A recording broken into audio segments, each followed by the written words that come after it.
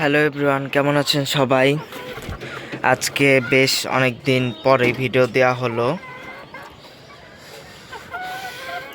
যেমন আজকে সারাদিন দিতে পারে নাই, এই যে এখন বিকাল বাজে প্রায় 5টার মতন, 4:30 5টার মতন এখন আসছি। গেছিলাম, একটা দাওয়াত ছিল। আসলে শুক্রবার বন্ধ থাকে তো সারাদিন সময় হয়ে ওঠে না। আর এই জায়গায় কিন্তু আমাদের এই যে ম্যাঙ্গোকে বসানো আছে, কুচে বসেছে। একটু শব্দ করো তো ম্যাঙ্গো, সবার সাথে একটু কথা বলো। এই যে ম্যাঙ্গো শুরু করে দিছে। আর আজকে কিন্তু খাবার খাইতে বের করি নাই, তার জন্য চুপচাপই বসে আছিল। আজকে অনেক গুড গুড বয়ের মতন কাজ করেছে। অবশ্য বয় না, মানে ও মেয়ে, তারপরেও বয় বলতে হবে, যে গুড বয়। আর এই যে ওর নিচে কিন্তু ডিম আছে, 3টা ডিম আছে। তার কারণ বাজার থেকে ফাউমি মুরগির ডিম কিনে দিয়েছিলাম, সবগুলোই নষ্ট বের হয়েছে। আর আমাদের এই যে এটার নাম কিন্তু দেওয়া হয় নাই। সুরমা মোরগটাকে কেটে ফেলে এখন এটাকে ব্রিডিং করার জন্য রেখেছি। আর এটা সুরমা মোরগের থেকে 10 গুণ বেশি অ্যাগ্রেসিভ, অনেক শক্তিশালী একটা মোরগ। আর বড় ছিল, এই যে দেখতেই তো পাচ্ছেন যে 10 সেকেন্ড পর পরই শুধু ডাক দিবে। আর এটা কিন্তু আমাদের কিরণমালার ছেলে। কিরণমালার শরীরের কালারই হয়েছে বেশিরভাগ কালার। আর এই যে এটা ম্যাডামের কাছে কিনেছিলাম, আর ওটা ওটা প্রায় 15টার মতো 15-16টা ডিম পেরেছে। আর একটু একটু কুচের ডাক দিচ্ছে, আরও 2-4-5টা ডিম পারবে, তারপরে অবশ্য কুচে বসে যাবে। আর কুচে বসানোর জন্য মোরগটাকে এই পাশে দিয়ে দিয়েছি, তাহলে ও কুচেটা তাড়াতাড়ি আসবে। আর মোরগ থাকলে ব্রিডিং করতো, তখন কুচে সহজে হতো না। আর আমাদের কালি কিন্তু ডিম পারবে কিছুদিন পরে। আমার কিন্তু এর আগে কালি নামের একটা মুরগি ছিল, শিয়ালে নিয়ে গিয়েছিল যখন আমি নিচে পালন করতাম। আর এটার নামে এখন আমরা কালি দিব, আর ওই দুইটার নাম নির্ধারণ করতে হবে। আর এটাও কিন্তু 2 দিন ধরে ডিম পারতেছে, এই ঘিয়ে কালার মুরগিটা। আর এই খয়রিটা অনেক ডিম পেয়েছে, 15-16টার বেশি হবে। আর আজকে কিন্তু ওদের খাবার হিসেবে আমি এই যে গাজর সিদ্ধ করে দিয়েছিলাম, গাজর ভুসি টুসি সব কিছু দিয়ে মেখে দিছি, যে প্রায় শেষের দিকে সব খেয়ে ফিনিশ করে ফেলেছে। আর এই খাঁচায় অল্প রয়েছে, এই খাঁচায় মনে হয় একটু বেশি দিয়ে ফেলেছিলাম।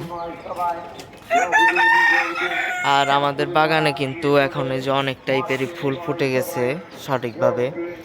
আজকে প্রায় 15-20টা তোলা হয়েছে পূজা করার জন্য। আমরা যেহেতু হিন্দু, ফুল রেখে দিতে পারি না, পূজা করতে হয়। আর আশেপাশেরও 2-1 5-7 জন পরিবার এখান থেকে নিয়ে পূজা করে। আর এই যে আমাদের বাচ্চাগুলো, এই জায়গায় একটা খুশির খবর আছে। আমার পছন্দের ওই সুরমা কালার বাচ্চাটা, সুরমা মোরগের ব্রিডিংয়ের বাচ্চাটা যে মুরগি হয়েছে। যেহেতু আমার মুরগিগুলো আমি বসাই, তার কারণে মোরগই বেশিরভাগ হয়। আর এই জায়গার থেকে কালকে কিন্তু একটা কেটে খাওয়া হয়েছে। আর এই 3-4টা আছে, 3টা মোরগ, একটা মুরগি। আর আমি একদম সেম কালার মুরগি 2টা রাখি না। আমি সবসময় একটু ইউনিক কালার রাখার চেষ্টা করি। যেমন এই যে কিরণমালা একটু ঘিয়ে কালারের মধ্যে, শরীরে অনেক সুন্দর একটা প্রিন্ট আছে। আর আমাদের কালিও কিন্তু মানে পুরাপুরি কালো না, মাথার এই জায়গায় মানে লাল খয়েরি বর্ণের একটা আভা আছে, আর শরীরে সাদা বুটি বুটি আছে। আর একটা খয়েরিও চেয়েছিলাম, যে পুরাপুরি খয়েরি একটা, আর পুরাপুরি ঘিয়া মুরগি একদম অরিজিনাল ঘি কালার। আর মোরগটাও কিন্তু কমলা কালার টাইপের, আর গলার ওই দিক দিয়ে প্রিন্টটা অনেক সুন্দর। তার জন্য এই মোরগটা রাখছি, সুরমাটাকে বাদ দিয়ে। আর সুরমাটার বয়স হয়ে গেছিল একটু বেশি। আসলে খাঁচায় অনেকগুলা মুরগি পালন করা হয় তো, অত বয়স মোরগ রাখা যায় না। আর এটা আমাদের এই যে লালির বোন তো কালি মরে গেছে, কিন্তু আজকে তো আরেকটার নাম কালি দিয়েই দিলাম।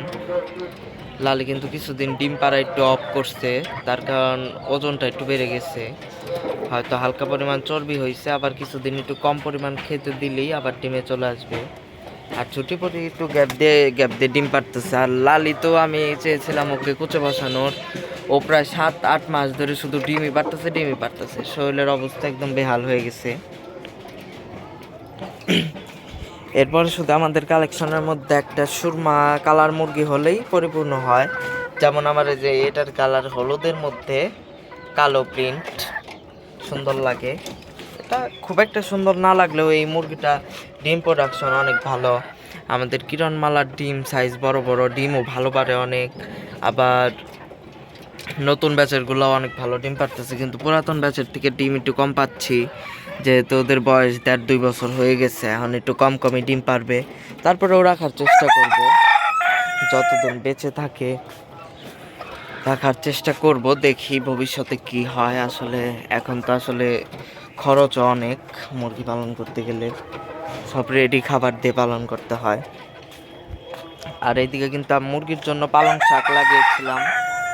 পালং শাক হয়ে যে অবস্থা দেখতেছেন, এগুলো কিন্তু আজকে অনেকগুলো উঠে খাওয়িয়েছি মুরগিকে, তার জন্য এই অবস্থা।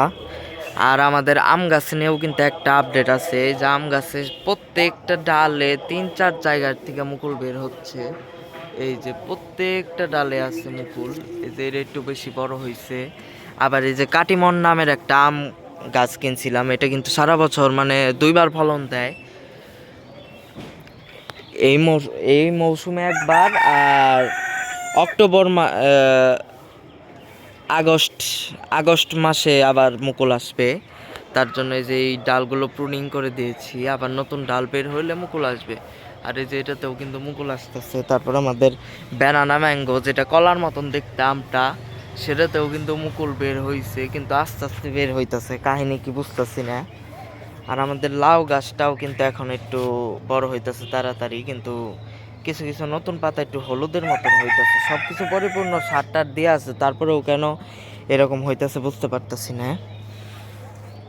আর এই যে আমাদের ফায়ারবল গাঁদা গাছ, আর এই যে এটা 12 মাসি গাঁদা কিনেছিলাম। আর এটা এই যে আরেকবার আমি চারা করে রাখছিলাম, সেটার থেকে হয়েছে। আজকে বড় বড় ফুলগুলা তোলা হয়েছে, তার জন্য অনেক গাছগুলোই খালি খালি লাগতেছে। অনেক ফুল ছিল, আরো 2 ডাবল ফুল ছিল। এখন আমাদের মানে ম্যাঙ্গোকে একটু বের করে দিতে হবে। আর ওদের কোনোটার যদি খাওয়া একটু কম টম থাকে, খাওয়িয়ে টাওয়িয়ে ওদের এখন যেহেতু সন্ধ্যা নেমে আসলো, ওদের বন্ধ করে দিব। আর ম্যাঙ্গোকে একটু বের করে খাবার দিতে হবে, ওর অনেক খিদা লাগছে। মানে কালকে সকালে বের করা হয়েছিল, প্রায় 30-32 ঘন্টা ধরে কিছু খায় না, এখন ওর খাওয়ার প্রয়োজন আছে। সবাই ভালো থাকবেন, সুস্থ থাকবেন। আজকের ভিডিও এ পর্যন্তই।